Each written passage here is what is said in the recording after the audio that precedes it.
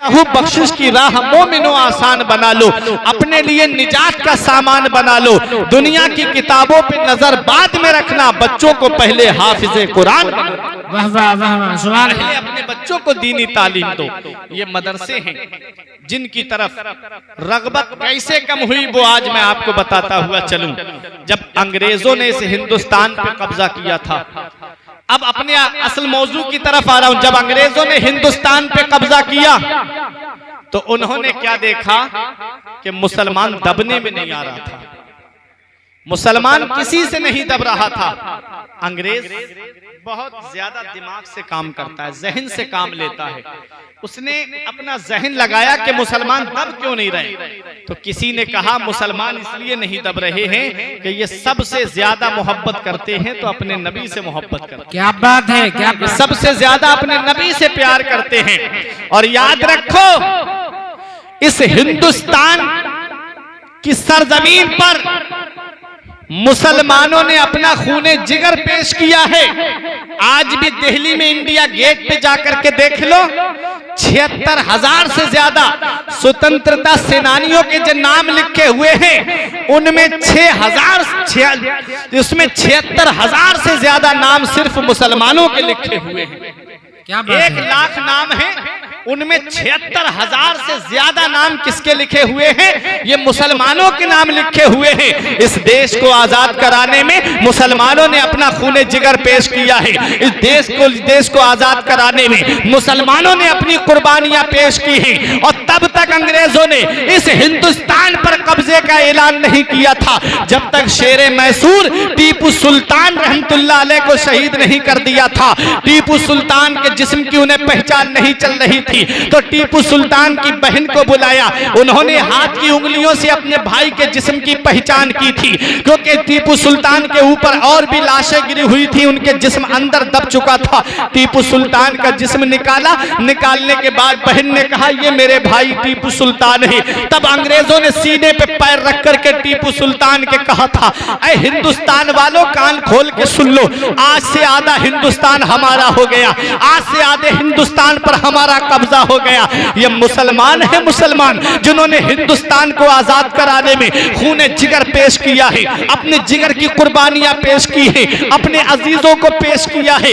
आखिरी मुगल बादशाह बहादुर शाह जफर को जब अंग्रेजों ने दिल्ली के लाल किले से गिरफ्तार करके रंगून और काला पानी भेजा था, तब एक अंग्रेज का कहना है कि जब सुबह सुबह हम बहादुर शाह जफर को लेके जा रहे थे तो चांदनी चौक के अंदर कोई भी पेड़ ऐसा नहीं था जिस पर किसी आलिम की गर्दन न लटकती हो, जिस पर किसी हाफिज की गर्दन न लटकती हो। रात वही एक नदी थी बराबर में, उस नदी के बराबर में तेल खौल रहा था। हजारों की तादाद में उलमाए किराम को खौलते हुए तेल में डाल दिया गया था। उस वक्त हिंदुस्तान पाकिस्तान आजाद मुनकसिम नहीं हुआ था। उस वक्त की बात है, लाहौर की जामा मस्जिद में तकरीबन 80 के करीब मुसलमान आलिमों की गर्दनें सूली पे लटका दी गई थी। मुरादाबाद के अंदर मौलाना किफायतुल्लाह काफी अलैहि रहमा को अंग्रेजों ने बीच चौराहे पे सूली पे चलाया था। अल्लामा फजले हक खैराबादी जिन्होंने सबसे पहले जिहाद का फतवा दिया था, जब दिल्ली की जामा मस्जिद में जुमे के दिन तकरीर करते थे तो गैर मुस्लिम घरों से निकल के कहते थे इस मस्जिद के रोबे जो हैं, इस मस्जिद के अंदर जो सुराख हैं उन्हें बड़ा कर दिया जाए ताकि हम उस मुजाहिद को देख ले जिसने हमारे देश को आजाद कराने के लिए आवाज उठाई है। हम उस मुजाहिद को देखना चाहते हैं। ये मुसलमानों का किरदार रहा है। मौलाना किफायतुल्लाह काफी से अंग्रेजों ने कहा था कोई आखिरी ख्वाहिश है? बोले हाँ, नमाज पढ़ना चाहता हूँ। 2 रकत नमाज पढ़ी और जल्दी नमाज पढ़ ली। तब अंग्रेजों ने कहा क्या इस मौत के डर से जल्दी नमाज पढ़ ली? कहा नहीं, मौत के डर से नमाज जल्दी नहीं पढ़ी है, बल्कि इसलिए नमाज को मैंने मुख्तसर किया है कहीं तुम लोग ये ना समझ लो कि मौत की डर की वजह से इसने नमाज को तवील कर दिया है। मौलाना किफायतुल्लाह काफी ने कहा था ये अंग्रेजों कान खोल के सुन लो, कोई गुल बाकी रहेगा ना चमन रह जाएगा, बस रसूलुल्लाह का दीने हसन रह जाएगा। हम सफीरों बाग में हैं, कोई दम के चहचहे बुलबुलें उड़ जाएंगी, सूना चमन रह जाएगा। अतलशों कम ख्वाब की पोशाक पर नाजाना हो, इस तने बेजान पर खाकी कफन रह जाएगा।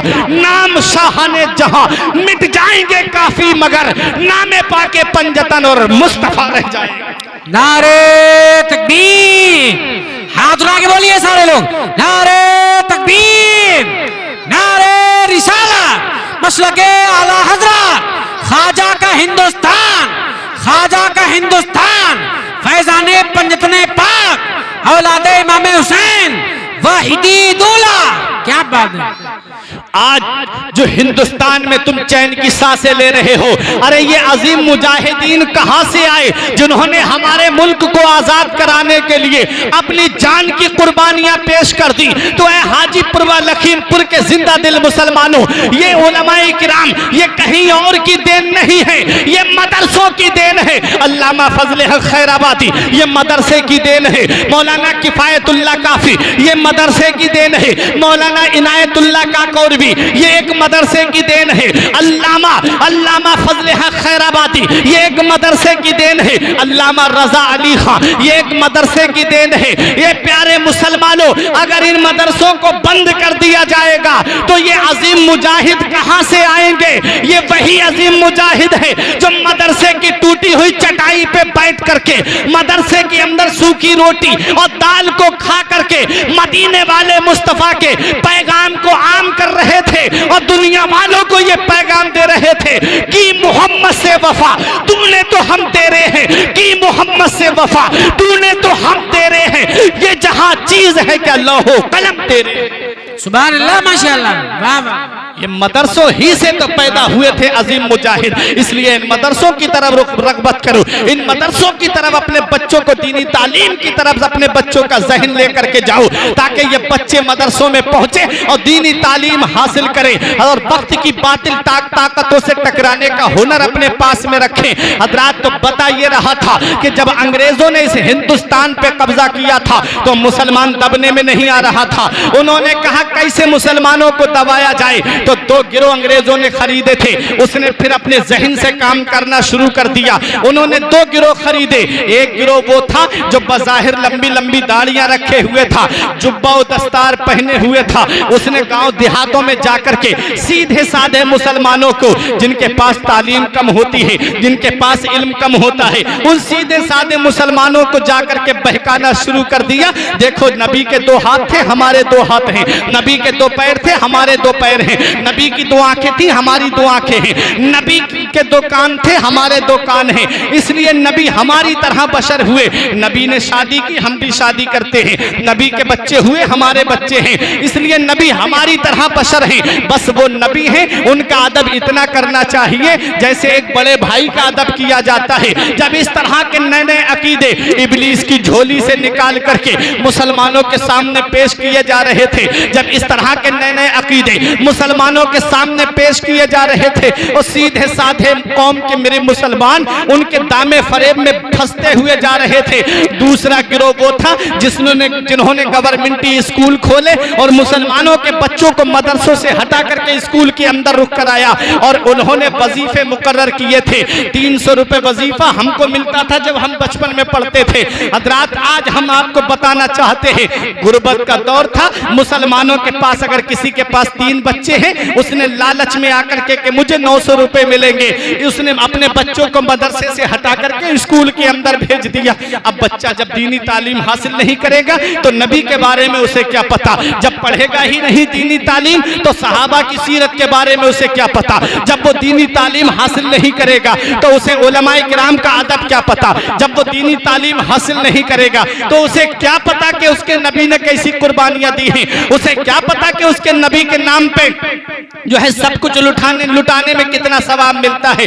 जब उसे पता ही नहीं है कि नबी की शान क्या है, सहाबा की शान क्या है, वलियों की शान क्या है, आलिमों का मकाम और मर्तबा क्या है, तो जब उन बच्चों को दीनी तालीम से दूर कर दिया और दूसरा जहन उसने ये चलाया, हर घर में टीवी पहुंचाने का उसने जहन चलाया। हजरात, जब हर घर के अंदर इस तरह से शैतान को ला करके रख दिया गया और जब मुसलमानों के बच्चों को दीनी तालीम से तो पहले ही दूर कर दिया, अब उन बच्चों को को जो है फिल्मी ड्रामों की जो है लत लगा दी और मुसलमानों के बच्चे फिल्मी ड्रामों में मस्त होने लगे। घर की औरतें बच्चे सब बैठ करके पूरा दिन टीवी के सामने बैठ करके अपना वक्त जाया करते रहे।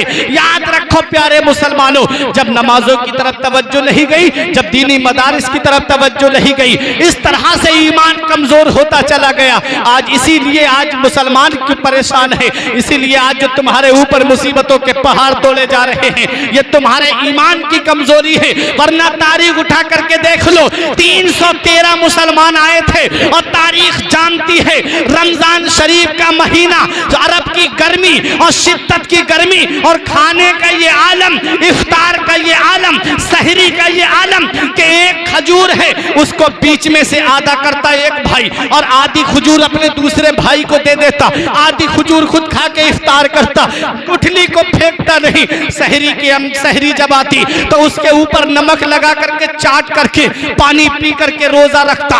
ये हाल था उस दौर के मुसलमान का। आज एक भाई मुझसे कहता है, मौलाना क्या बात है कि बदर में आसमान से फरिश्ते उतरे थे मुसलमानों की मदद के लिए, आज मुसलमानों की मदद के लिए कोई नहीं आता है। मैंने कहा उन मुसलमानों की शान तो देख ले, उन मुसलमानों का मकाम तो देख ले, उन मुसलमानों का मर्तबा तो देख ले, उन मुसलमानों की अजमत तो देख ले। वो मुसलमान आपस में मुत्तहिद थे, उनके अंदर इत्तिहाद था। वो आए थे तो ये कह के आए थे, कसम खाई है मर जाएंगे या मारेंगे नारी को, सुना है गालियां देता है वो महबूबे बारी को। आज तुम्हारे सामने नबी की शान में गुस्ताखी की जाए, आज तुम्हारे सामने नबी को गालियां दी जाए। याद रखो नबी फरमाते हैं कि जब मेरे सहाबा को गालियां दी जाए, जब मेरे सहाबा को बुरा भला कहा जाए और आलिम उस वक्त में अपने इल्म को छुपाए, नबी फरमाते हैं तो उस वक्त आलिम को अपने इल्म को छुपाना नहीं है बल्कि आवाज को निकालना है।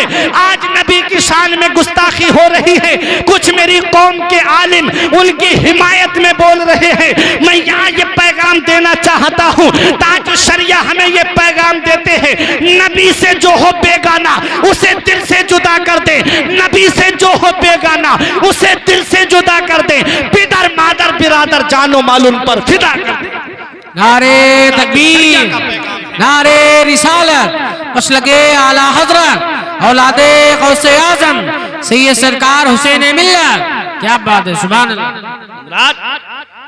तो जब मुसलमानों के घरों से शरीयत मुस्तफा चली गई, जब मुसलमानों के दिलों से नबी की मोहब्बत चली गई और दूसरों की मोहब्बत हमारे दिल के अंदर आ गई, इसीलिए आज हम परेशान हैं, इसीलिए आज हम मुसीबतों के शिकार हैं कि हमने नबी की शरीयत पे अमल करना छोड़ दिया। आज मुसलमानों की बस्ती से गुजरो शाम के वक्त में, आले रसूल की मौजूदगी में बोल रहा हूँ, बड़ी जिम्मेदारी के साथ शाम के वक्त गुजरना मुसलमानों की बस्ती से तो लाइन से बैठे हुए पबजी खेलते हुए मिलेंगे, व्हाट्सएप चलाते मिलेंगे, फेसबुक चलाते मिलेंगे, यूट्यूब पे अपनी आंखें गंदी करते हुए मिलेंगे। और कभी गैर मुस्लिमों की बस्ती से जाना, उनके बच्चे पढ़ते हुए मिलेंगे, उनके बच्चे तालीम हासिल करते हुए मिलेंगे, उनके बच्चे एजुकेशन हासिल करते हुए मिलेंगे और मुसलमानों के बच्चे मोबाइल में मस्त हैं। अब मुझे बताओ प्यारे मुसलमानों, क्यों ना आए तुम्हारे ऊपर मुसीबतें, क्यों ना आए तुम्हारे ऊपर परेशानियां। याद रखो वो पत्ता पेड़ से गिर जाता है जो अल्लाह के जिक्र से गाफिल हो जाता है, वो जानवर ज़िबा कर दिया जाता है जो अल्लाह के जिक्र से गाफिल हो जाता है, वो मछली शिकार हो जाती है जो अल्लाह के जिक्र से गाफिल हो जाती है, वो घास काट ली जाती है जो अल्लाह के जिक्र से गाफिल हो जाती है। आज मुसलमानों तुम्हारा हाल ये, पांचों वक्त की नमाज तुम गायब कर देते हो, पांचों वक्त अपने बिस्तर पे पड़े सोते रहते हो। आज तुम्हारे घरों का हाल क्या है? मेरी कौम का नौजवान 2.5 घंटे की फिल्म बैठ करके देख लेता है, 10 मिनट नमाज में लगते मस्जिद में नहीं जाता है। आज आप देखो जगह जगह बैठ करके फिल्में देखते हुए, फिल्मी ड्रामे देखते हुए मेरी कौम के नौजवान मिलेंगे। जरा सी इतना वक्त नहीं मिलता कि जाकर के थोड़ी देर कुरान की तिलावत कर ले, इतना वक्त नहीं मिलता इमाम साहब के पास जाके कोई हदीस पाक नबी की सुन ले।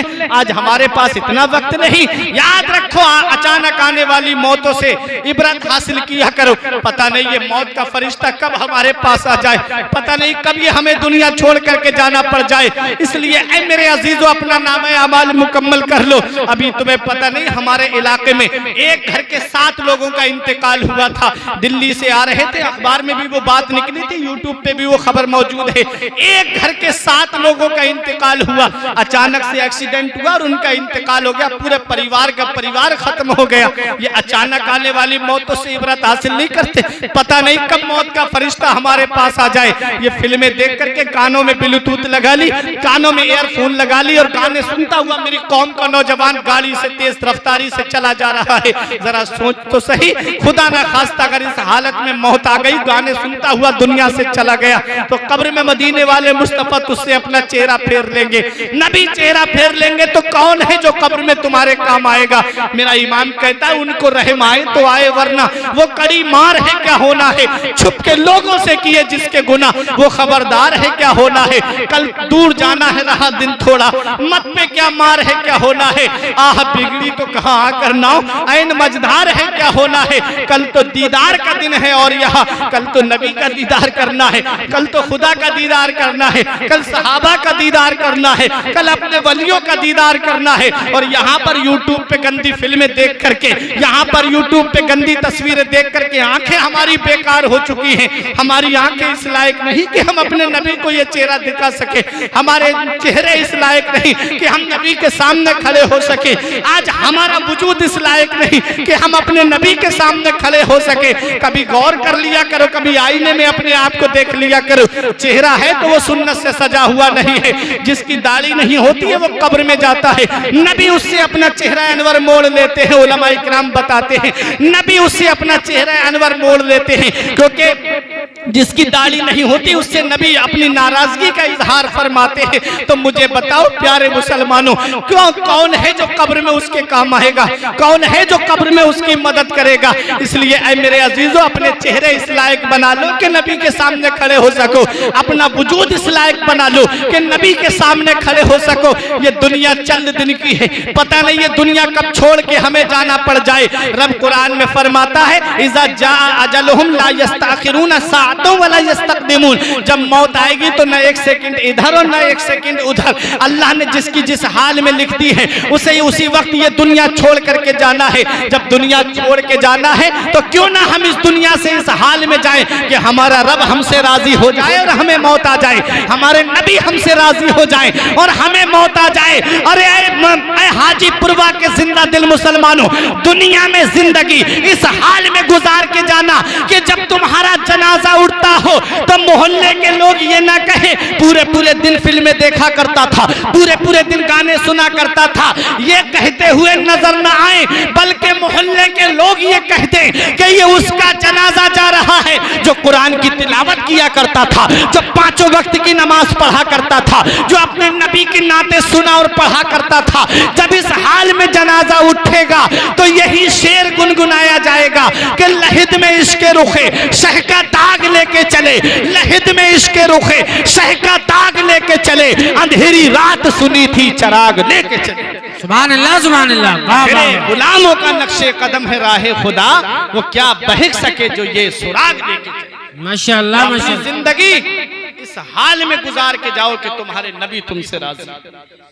और नबी कब राजी होंगे? नबी फरमाते जुइलत कुर्रतु ऐनी फिस्सलाह, मेरी आंखों की ठंडक अल्लाह ने नमाज में बनाई। माशाअल्लाह। तो जब नमाज पढ़ोगे तो नबी की आंखों को ठंडक मिलेगी, जब अपने रब की इबादत करोगे तो नबी की आंखों को ठंडक पहुंचेगी। और नबी राजी हो गए तो सब राजी हो जाएंगे।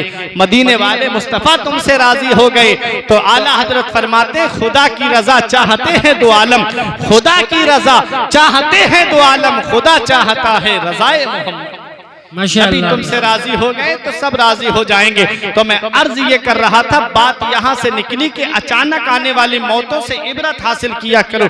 पता नहीं कब ये मौत का फरिश्ता हमारे पास आ जाए और हमें ये दुनिया छोड़ करके जाना पड़ जाए। इसलिए ऐ मेरे अजीजों, दुनिया चंद दिन की है, इस हाल में गुजार के जाओ कि तुम्हारा रब तुमसे राजी हो, तुम्हारे नबी तुमसे राजी हो, तुम्हारे वली तुमसे राजी हो। जब इस तरह से तुम्हारा जनाजा उठेगा तो तुम्हारे लिए कब्र में भी आराम है और मैदान क़यामत में भी तुम्हारे लिए आराम ही आराम है। माशाअल्लाह। दुनिया के नजारे तुम्हारे लिए हैं, कब्र की बहारें तुम्हारे लिए हैं और जन्नत की बहारें तुम्हारे लिए हैं। जब अपनी जिंदगी शरीयत के दायरे में गुजार के जाओगे हजरात, तो मुसलमान की शान बड़ी बुलंद होती है। मुसलमान आपस में भाई भाई हैं। आज होता क्या है, आज एक मुसलमान दूसरे मुसलमान की बुनियाद खोदने में लगा हुआ है।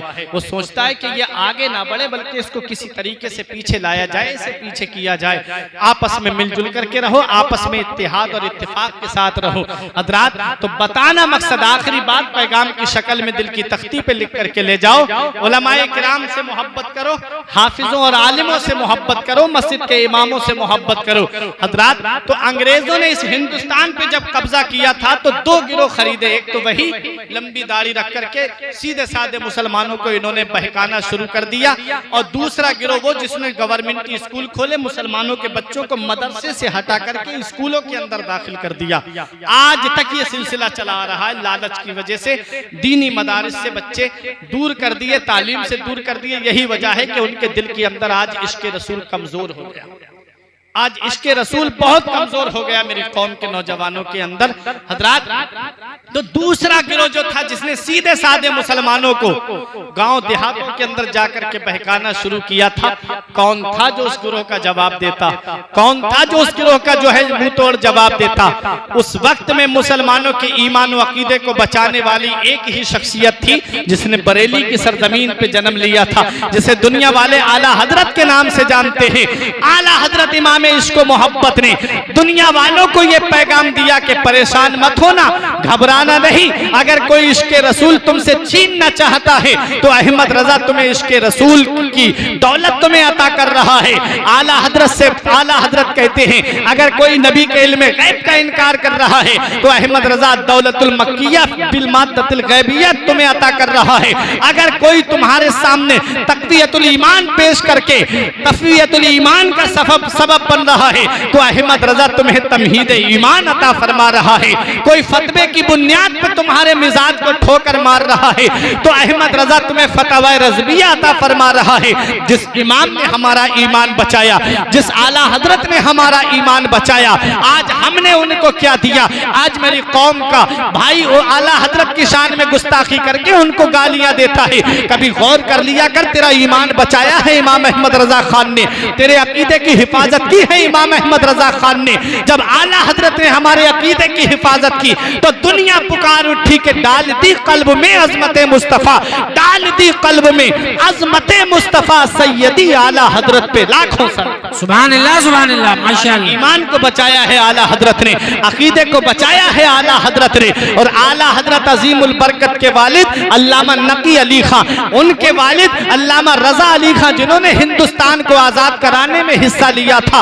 अंग्रेजों ने बहुत तलाश किया था अल्लामा रजा अली खां को कि किसी तरीके से मिल जाए और लाकर के इनको जेल में डाल दिया जाए, लेकिन तारीख बताती है फानूस बन के जिसकी हिफाजत हवा करे, फानूस बन के जिसकी हिफाजत हवा करे, वो शम्मा क्या बुझे जिसे रोशन खुदा करे। नूरे हक इस्लाम है उसको बुझा सकता है कौन? जिसका हामी हो खुदा उसको मिटा सकता है कौन? हजरात गिरामी, मोहल्ला जसौली के अंदर जब मस्जिद का घेराव अंग्रेजों ने किया था कि मस्जिद के अंदर नमाज पढ़ने गए हैं अल्लामा रजा अली खां, लाओ इन्हें तलाश किया जाए। जब मस्जिद के अंदर जाकर के अंग्रेजों ने देखा तो अल्लामा रजा अली खां नमाज पढ़ रहे थे।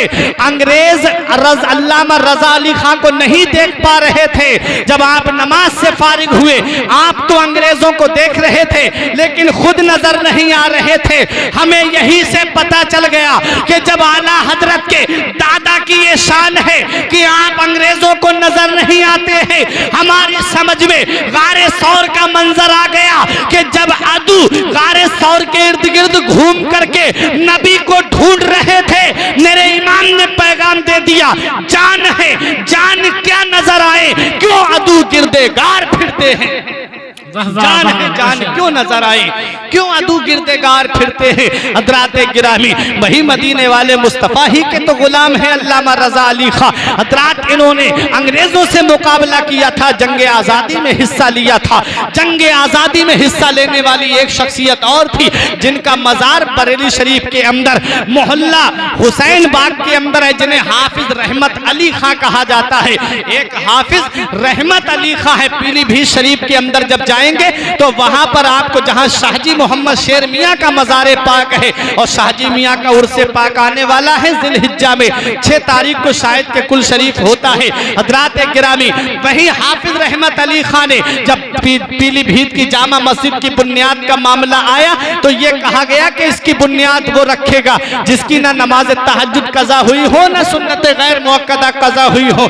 बड़े से बड़ा आलिम कदम पीछे हटा लेता है, अपने वक्त का नवाब आगे बढ़ता है, जिनका नाम नवाब हाफिज रहमत अली खां है। हजरात आगे बढ़ के कहते हैं आज मेरा राज खुल गया, मैं ही वो शख्स हूँ जिसकी ना नमाज तहज्जुद कज़ा हुई है और सुन्नत गैर मुअक्कदा कज़ा हुई है। दिल्ली की जामा मस्जिद की हूबहू कॉपी है पीलीभीत शरीफ के अंदर, पीलीभीत की जामा मस्जिद। यही हाफिज रहमत अली खां है। जब अंग्रेजों से मुकाबला हो रहा था तो अंग्रेजों ने तोप का गोला निशाना बांध करके हाफिज रहमत अली खां के सीने पे चलाया, सीने पे लगा तोप का गोला, जमीन के अंदर धंस गया। मैं हाफिज की शान बताना चाहता हूँ, मैं आलिम का मकाम बताना चाहता हूँ। हजरात गिरामी, जब अंग्रेजों ने आपको शहीद कर दिया तो जिस्म को अपने कब्जे में ले लिया। जब जिस्म को कब्जे में लिया तो लेने के बाद कुर्ता हटा के देखने लगे। किसी मुसलमान ने पूछा क्या बात है? कहते हमने तोप का गोला हाफिज रहमत अली खां के ऊपर चलाया है, इनके सीने पे लगा, जमीन में धंस गया, पता नहीं चला। ये कौन सी बुलेट प्रूफ जैकेट पहने हैं? ऐसी कौन सा इन्होंने जैकेट पहना है जिसकी वजह से तोप के गोले का असर नहीं हुआ? वो तोप का गोला जो बस्ती में गिरे तो बस्तियां उजाड़ दे, जो मोहल्ले में गिरे तो मोहल्ला तबाह कर दे, जो कस्बे में गिरे तो कस्बे का नामो निशान मिटा दे। इनके सीने का कुछ क्यों नहीं हुआ? तो मुसलमान ने जवाब दिया था, ये अंग्रेज तुझे पता नहीं है, इनके सीने को दुनिया की आग तो क्या जहन्नम की आग भी नहीं जला सकती। कहा किस लिए? कहा इसलिए कि ये किसी दुनियावी किताब के हाफिज नहीं थे बल्कि ये कुरान पाक के हाफिज थे, और जिसके सीने में कुरान होता है उसे कब्र में न मिट्टी खाती है, उसे न जहन्नम की आग जलाएगी। जो बाअमल हाफिज कुरान होगा, जमीन मैली नहीं होती, जमन मैला नहीं होता, जमीन मैली नहीं होती, जमन मैला नहीं होता, मोहम्मद के गुलामों का कफन मैला नहीं होता। माशाअल्लाह, सुभान अल्लाह, सुभान अल्लाह। कुरान की शान है। नबी फरमाते कुरान चमड़े में लपेट करके आग में डाल दिया जाए तो उस कुरान को आग नहीं जला सकती, उस चमड़े को आग नहीं जला सकती। मुझे बताओ, जब कुरान को जिस चीज में लिपटा हुआ उसे आग नहीं जला सकती तो जिस सीने में कुरान महफूज है उसे जहन्नम की आग कैसे जला सकती? माशाअल्लाह। ये मेरे अजीजों, जो हाफिज कुरान है उसका मकाम मर्तबा बड़ा ही बुलंद बाला है। अपने बच्चों को हाफिज आलिम बनाओ ताकि तुम्हारे बच्चे जो हैं तुम्हारे लिए मरने के बाद इसाले सवाब करते नजर आए। यही पैगाम है आला हजरत का, दीनी तालीम दो। यही पैगाम है मुफ्ती आजम का कि अपने बच्चों को दीनी तालीम दो, और यही पैगाम है हुजूर ताजुश शरिया का कि अपने बच्चों को दीनी तालीम दो और नबी की मोहब्बत उनके दिल के अंदर डाल दो, नबी का सच्चा इश्क उनके अंदर डाल दो, और अपने बच्चों को ये पैगाम दे दो कि जान है इश्क मुस्तफा, रोज खुजू करे खुदा, जिसको हो दर्द का मजा नाजे दवा उठाए क्यों। अपने बच्चों को यही पैगाम दे दो कि उन्हें जाना, उन्हें माना, न रखा गैर से काम, लिल्लाहिल हम्द में दुनिया से मुसलमान। आले रसूल की मौजूदगी है। आले रसूल, जो शख्सियत आपके यहाँ पर तशरीफ लाई है, अपनी किस्मत पे नाज करो। हिंदुस्तान के अंदर, वैसे तो आला हजरत के कौल पे मेरा अमल है कि जो अपने आप को सैयद बताए आप उसकी बात को मान लो। हिंदुस्तान के अंदर जो मैंने किताबों के अंदर पढ़ा, आपको असली सैयद देखना है तो आप बिलग्राम शरीफ की सरजमीन पे चले। देखो, जब मुगलों के दौर में एक बात ये पैदा हो गई थी, मुगलों ने कहा कि हिंदुस्तान में अब असली सैयद नहीं है। पूछा क्यों? कहा असली सैयद अब हम उस तरफ है। कहा इधर हिंदुस्तान में असली सैयद नहीं है। तो उस वक्त मीर अब्दुल वाहिद बिलग्रामी ही की खानदान की एक अजीम शख्सियत जिनका नाम सैयद ताहिर मियाँ था, जिनको सैयद ताहा कहा जाता है। मीर अब्दुल वाहिद बिलग्रामी ने सबा सनाबिल शरीफ के अंदर इसको लिखा है, जिनको सैयद ताहा कहा जाता था। पूछा गया कि असली सैयद की पहचान, कहा उनके दाढ़ी के बाल को आग नहीं जला सकती। अल्लाह। सैयद ताहा मियां के दाढ़ी के एक बाल को जब आग के अंदर रखा गया, घंटों वो बाल आग के अंदर रहा। जब निकाला गया तो आग के अंदर से बाल गर्म होना चाहिए, लेकिन बाल गर्म नहीं था बल्कि बिल्कुल ठंडा था और उसे आग ने नहीं जलाया। अंग्रेज हैरत में, उस मुगलों के दौर की बात बता रहा हूँ, सबकते लिसानी की वजह से जुमला निकला। उस दौर के मुगल बहुत शर्मिंदा हुए और पशेमा हुए और माफी मांगी आले रसूल से और कहा कि हमें माफ कर दीजिए, आज हमने देख लिया कि हिंदुस्तान की सरजमीन पे भी असली सैयद मौजूद है। माशाअल्लाह, सुभान अल्लाह। हजरत ही का खानदान है। और आज जो आप देख रहे हैं बिलग्राम शरीफ के अंदर सादाते किराम, महरेरा शरीफ के अंदर जो सादाते किराम है, मसौली शरीफ के अंदर हुजूर गुलजारे मिल्लत, हुजूर हुसैन मिल्लत की शक्ल सूरत में जो सादाते किराम मौजूद हैं, आप ये जो सादाते किराम का हसीन गुलशन देख रहे हैं, ये इसका मेन हेड क्वार्टर कहाँ है? इसका मेन हेड क्वार्टर जो है वो बिलग्राम की सरजमीन है। सुभान अल्लाह, सुभान अल्लाह। बिलग्राम शरीफ की सरजमीन है।